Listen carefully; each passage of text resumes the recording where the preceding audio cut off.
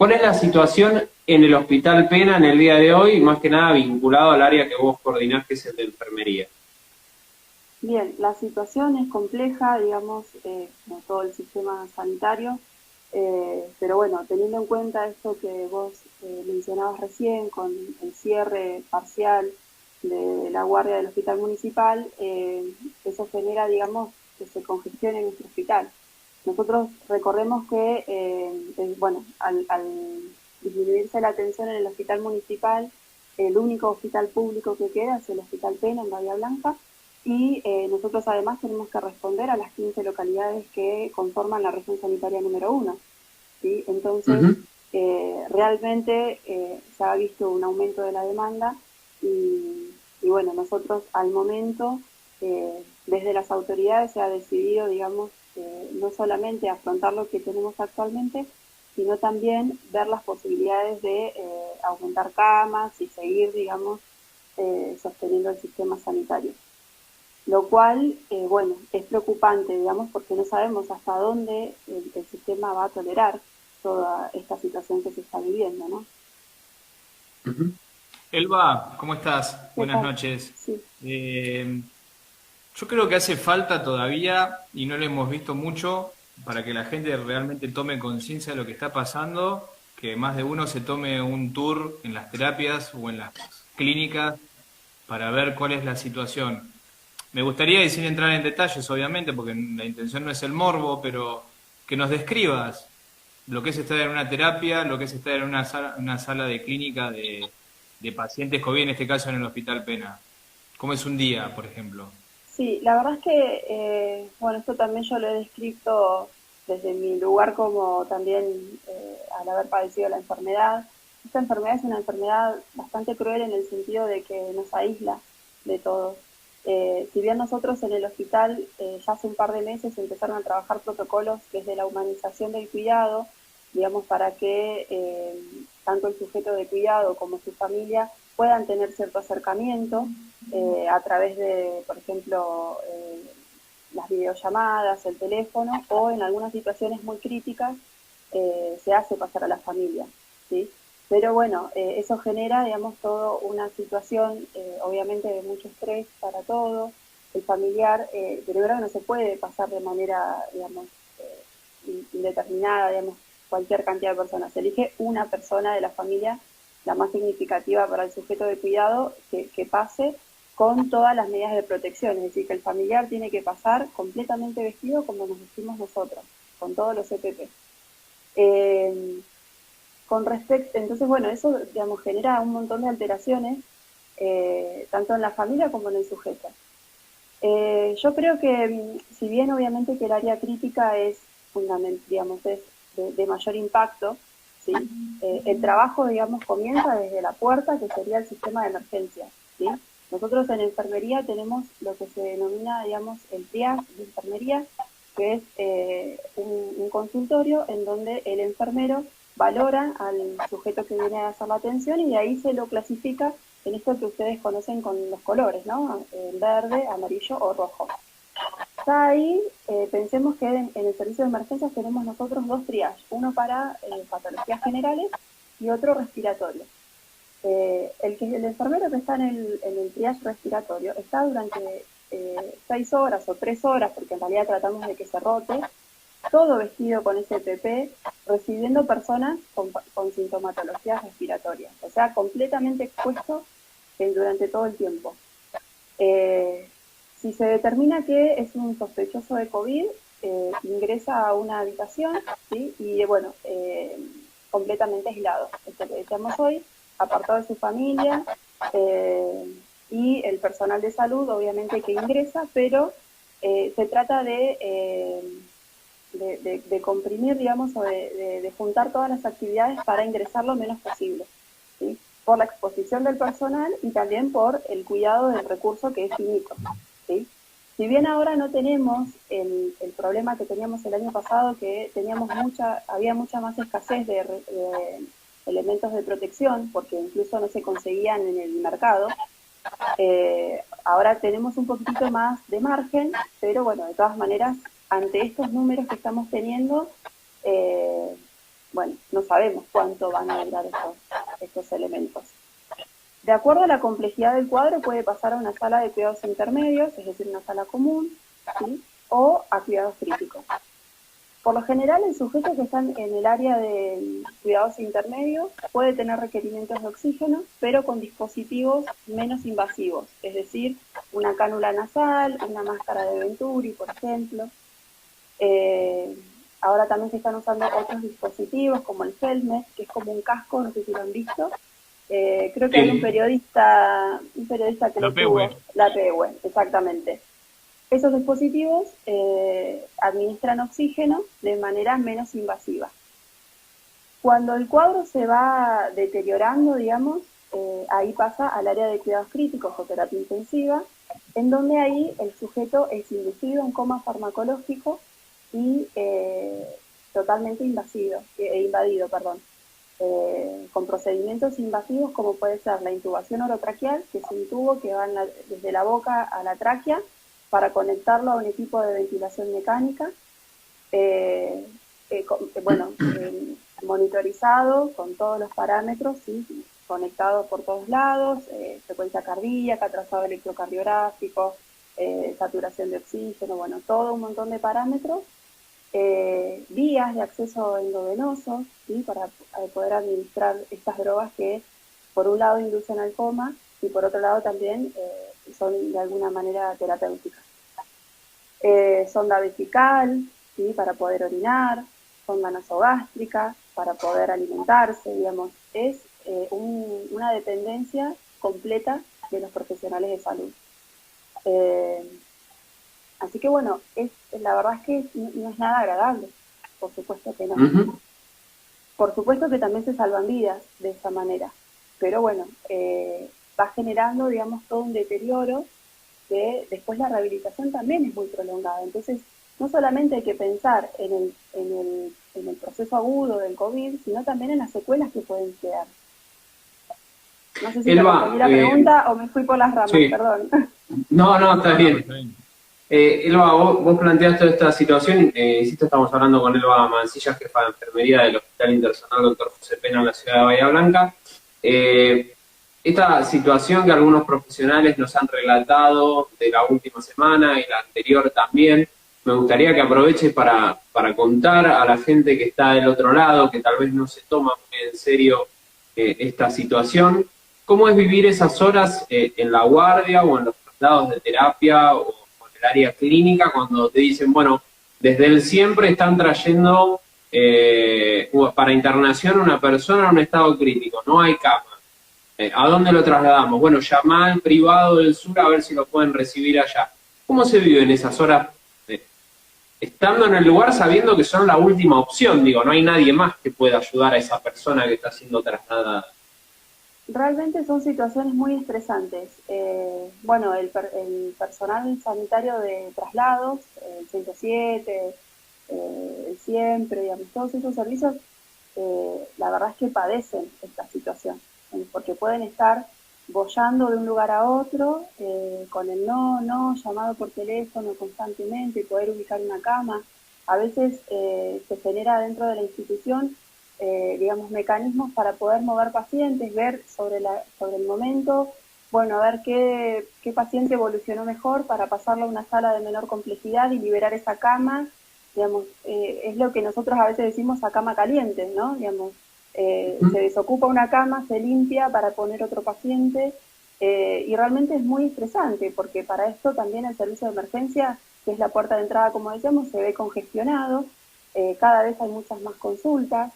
Y después otra cosa muy importante que la sociedad creo que no termina de entender es que no solamente es COVID. Digamos, nosotros venimos de todo un año en donde se dilataron muchísimas consultas, los sujetos de atención vienen a veces con situaciones de salud o de enfermedad ya avanzadas, ya más deterioradas.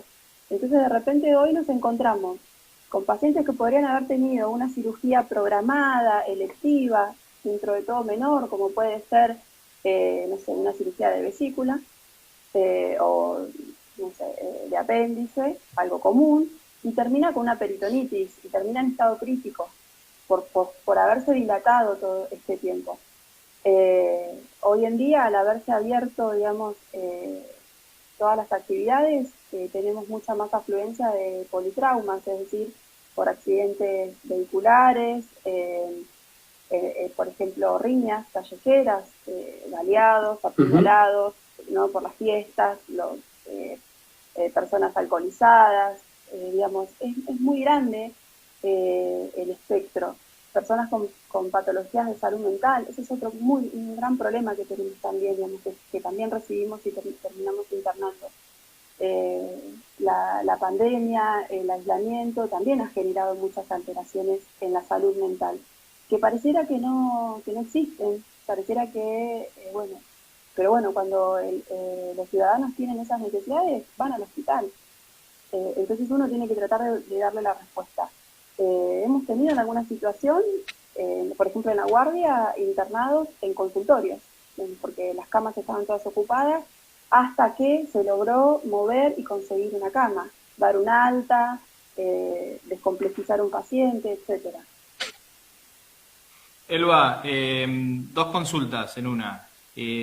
Hablábamos hace unos días con algunos profesionales de la salud que también van de un hospital a otro y tienen distintas funciones y describían lo complejo que es la atención de una persona que está en cuidados intensivos, todo esto que vos explicabas de lo que se le coloca, pero además maniobras como para ponerlo boca abajo, para mejorar, no sé cómo es el término médico, pero todo eso también requiere un esfuerzo físico, una coordinación, y supongo que debe ser muy desgastante porque el tiempo promedio de una persona en terapia, ¿de cuánto es? ¿10, 12 días? En el mejor de los casos. Podemos tener, en el mejor de los casos, hemos tenido usuarios con meses de atención. Lo que vos denominás, ese cambio postural, se denomina pronación.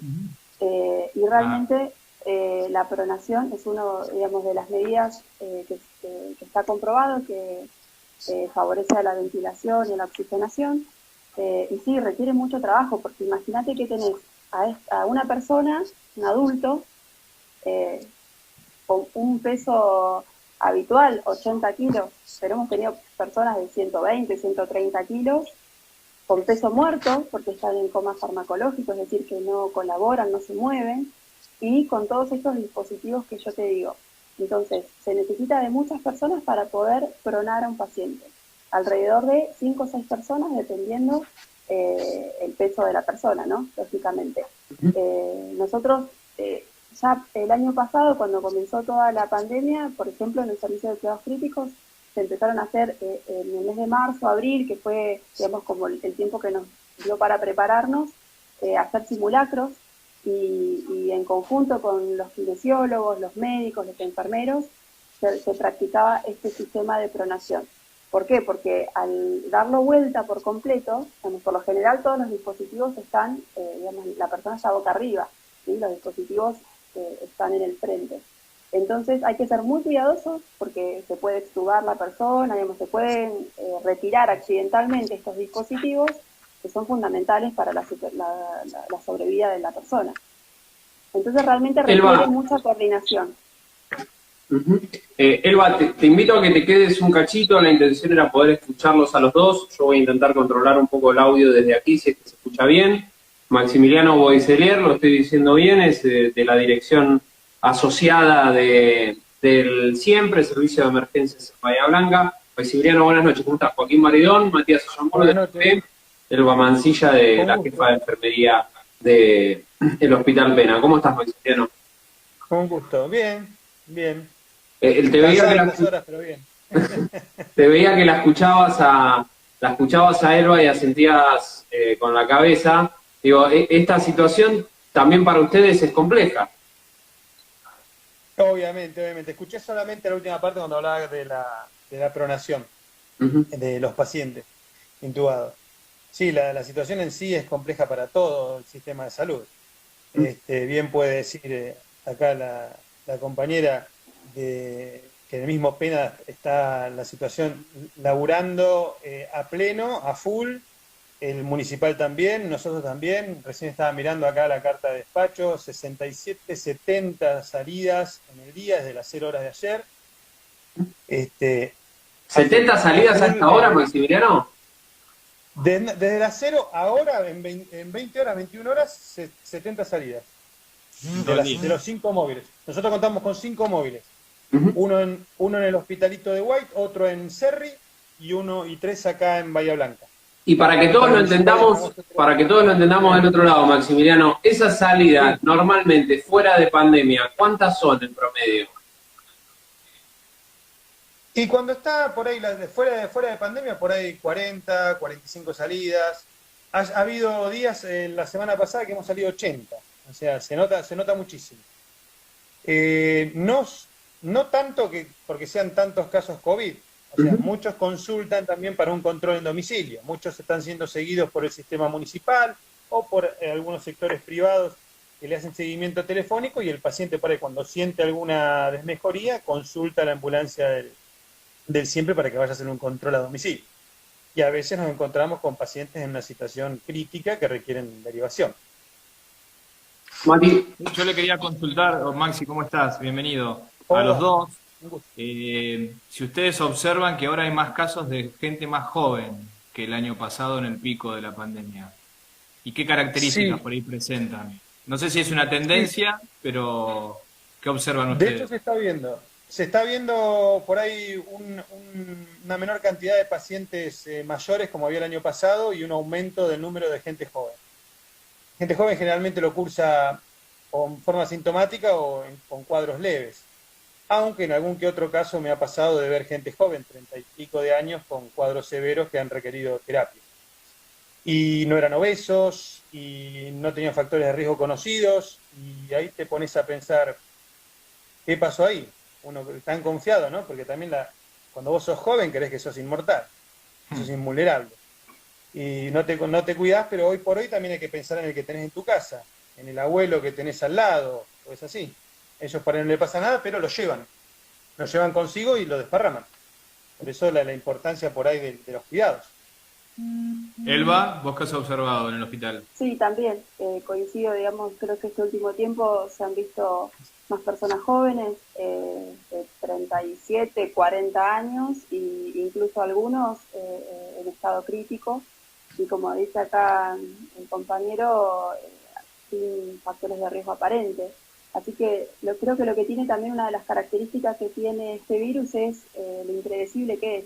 Realmente, digamos, nos sorprende constantemente con secuelas que duran meses, con determinadas manifestaciones que a lo mejor no se daban y se empiezan a descubrir. Así que la verdad es que llevamos todo un año conociendo y aprendiendo todos los días algo nuevo de este virus. Maximiliano, sigue sorprendiendo.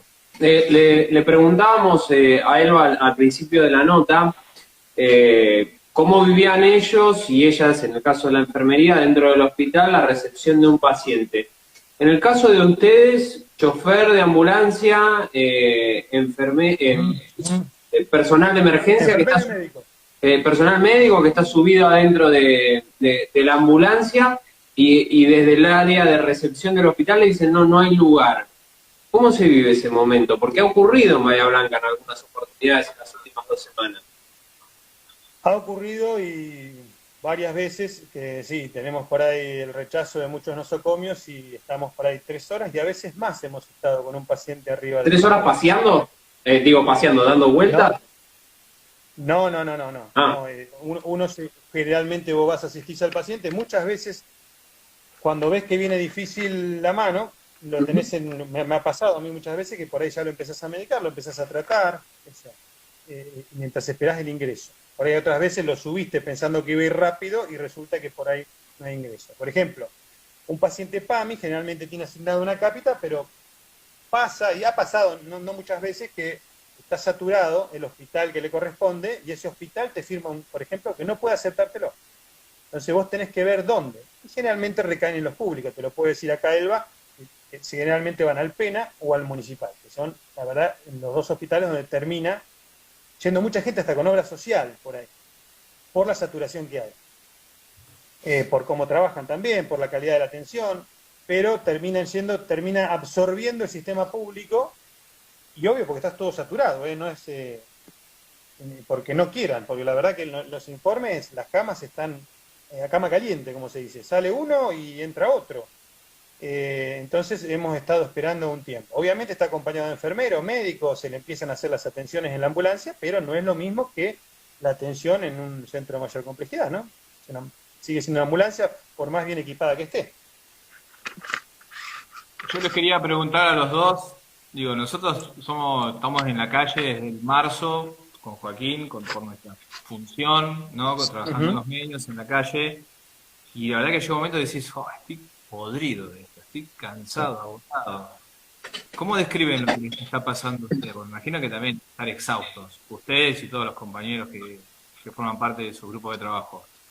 Yo creo que todos estamos cansados, no sé si Elba coincide, pero bueno, es lo que elegimos y le seguimos dando para adelante, pero sí, con un agotamiento muy diferente el estado que tenemos a lo que teníamos en marzo del año pasado, porque nos fuimos preparando para que por ahí el aumento de los casos fue en septiembre, octubre, y ya, bueno, nos había agarrado planificando todo. Hoy por hoy esta segunda ola nos agarra preparados, pero nos agarró fuerte. Sí, nosotros en nuestro caso... Con todos los hospitales. Sí, decime. No, perdón, nosotros en nuestro caso, depende de la provincia de Buenos Aires, el hospital, y el año pasado hubo una resolución ministerial en donde se suspendieron las licencias y todos los permisos especiales. Entonces nosotros estamos trabajando desde marzo hasta diciembre, se trabajó sin ningún tipo de licencia, solamente con el franco semanal. Recién en diciembre se autorizó una licencia extraordinaria de 12 días nada más, y que ante la demanda que tenemos, por lo general se fraccionó, así que se tomaban una semana y 5 días, lo cual no hace mucho al descanso. Y ahora se autorizó la licencia de invierno adeudada. Todavía hay gente que se le debe licencia anual, o sea, la de verano que habitualmente se toman, el año pasado y del anterior, digamos. Entonces estamos acumulando un montón de licencias. La situación de pluriempleo continúa en todos los trabajadores de la salud por los sueldos. Entonces, el cansancio físico siempre estuvo y ahora está más acentuado, y a eso se suma el cansancio emocional y psicológico. Así como ustedes dicen que están cansados, nosotros estamos re cansados, también no vemos la hora de que esto termine. Lo nuestro no debe ser nada comparado con lo de ustedes. Sumá que estamos en constante contacto con la muerte, con el sufrimiento, con esto que decía recién, la frustración de no tener una cama, de que los insumos no te alcancen, de no saber hasta dónde te alcanza. Eso genera muchísimo estrés en todo el personal.